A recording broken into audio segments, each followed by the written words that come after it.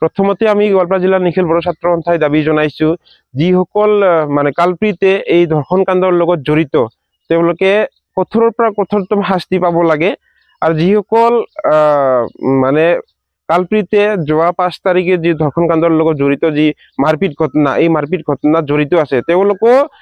আইনৰ যিখিনি ব্যৱস্থা আছে শাস্তি পাবলগীয়া সেই শাস্তি কঠোৰৰ পৰা কঠোৰতম শাস্তি পোৱাটো আমি গোৱালপাৰা জিলা নিখিল বড়ো ছাত্ৰ সন্থাই আহ্বান জনাইছো চৰকাৰক এই ধন তালুকদাৰ ইতিমধ্যে এৰেষ্ট কৰিছে তাৰ লগত আৰু কোন কোন হয় ইতিমধ্যে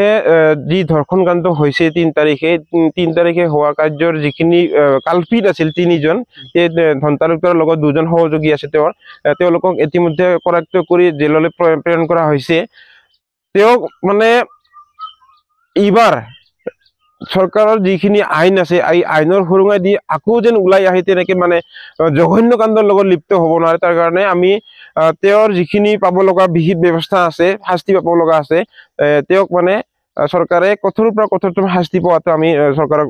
আহ্বান জনাইছো 3জন অপৰাধীক এৰেষ্ট কৰাৰ পিছত আকৌ 2জন কৰা বুলি গম পাইছো কাক আকৌ এৰেষ্ট কৰিলে বিশেষ মই তেওঁলোকৰ নামটো নাজানো কিন্তু তেওঁৰ সংগী 2জন যিহেতুকে আছিলে তেওঁক মানে তেওঁলোকক কৰায়ত্ব কৰা হৈছে আৰু পিছত আকৌ 2জন হয় আৰু 2জন তাৰমানে ধন তালুকদাৰক 5 তাৰিখে এৰেষ্ট কৰিছে তাৰপিছত 6 তাৰিখে বাকী 2জন সংগীক তেওঁলোকে এৰেষ্ট কৰি আছে আৰু শেহতীয়াভাৱে আৰু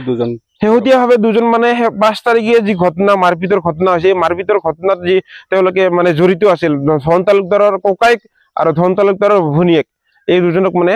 এৰেষ্ট কৰা হৈছে ইতিমধ্যে